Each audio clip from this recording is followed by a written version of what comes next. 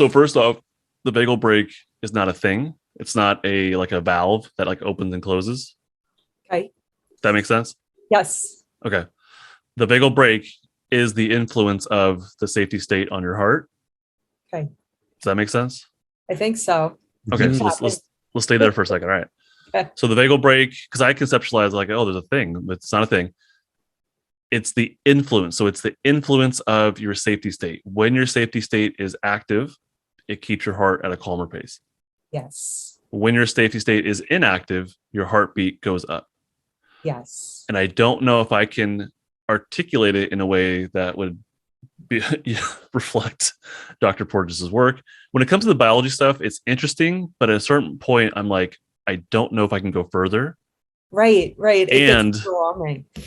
Yeah, well, it's a whole separate language, and these are concepts that I don't know about. And it's at some point, I when I was first learning about this, I was going too far into it, and I kept asking my wife, hey, what's a axon or a dendrite, and like all this stuff that has to do with cells. And she goes, people go to school for years for this, right. And I was like, all right, fine, I get it. So at that point, I just kind of decided, all right, I've taken this as far as I can go. So when it comes to the vagal brake, yes, my best understanding of it is that the social engagement system is the only parasympathetic pathway, the only vagal pathway that has a myelinated wire to it, myelinated pathway. So the myelination is like this fatty, sheath that like there's the wire, and then there's like the fattiness that goes over it.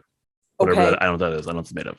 That's okay. But that increases the speed of the signals that are being sent. Okay. From the brainstem, but specifically it might be the nucleus ambiguous. I'm not quite sure. I have it written down somewhere. But basically the part of the brainstem that connects to the parasympathetic pathway for safety social engagement. Yep. Might be the nucleus ambiguous. So whatever that is. Okay. That pathway it's just faster. So it sends signals faster to your heart. Okay. It's like tracking this in my mind. Yep. If that turns off, then your heart rate goes up. Yes. Like that's just the natural state of things. It's not like the body chooses it. It just happens. When that goes off, right. That's right. Heart rate kicks up. Yep. So the sympathetic system is kicked on. And that kind of seems like that's not the right word. I want to say if we didn't have a safety state, if we didn't have the dorsal vagal shutdown state, we would just be on. And that I don't think we'd last very long as a species, right? Right. It's like that. This, I'm not sure. This is the first time I've tried to like lay this stuff out biologically, so I'm scrambling here, but I'm trying to. I think you're doing great. Okay, cool. Great. Yep. Okay. I appreciate the reassurance. Let me take that in mind. Yes. So when the safety state comes off, heart rate goes up about 20 to 30 beats per minute. I memorized that. It's a lot faster. So that's what the vagal brake is. The vagal brake is the safety state, whether it's on or off. That's basically it. And then how it influences the heartbeat. If it's on, the heartbeat stays calmer. If it's off, the heartbeat kicks up. Your flight fight state turns on.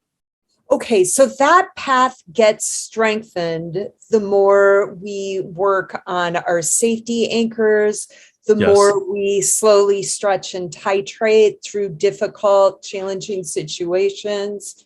Yeah.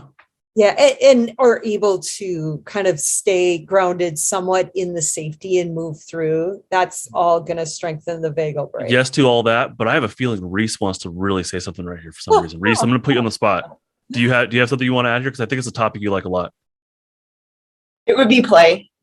But it's more than that, though. Yes to that. But I think, do you want to add anything else? I'm putting you on the spot here. I really am. I don't know. Attachment. Attachment. Yes, with children. Don't you love attachment? You love attachment. Yeah. So and play is such a big part of attachment. Such a big part of it. So co-regulation is a big part of this. Yes. So as adults, we can do these exercises. We can do these neural exercises. We can play is absolutely part of that. Yep. All the stuff in the Building Safety Anchors course, all that self-regulation stuff can help to build the strength of your safety state, your vagal brake. Vagal brake, right. So that's as adults. Ideally, that'd be fantastic. But really ideally, as kids, we get healthy attachment, we get healthy play, we get healthy co-regulation. And I don't know how, but that somehow affects the strength of your social engagement system. I don't know how it builds up. I don't know. I can't go any more in detail to that. But when we get proper attachment, it releases all these chemicals, which somehow affect the strength of your parasympathetic social engagement. I don't know more than that.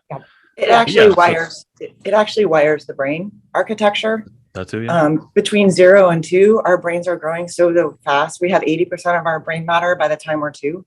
We still need it as adults. That co-regulation is how we heal. And that's something therapists are trained to provide.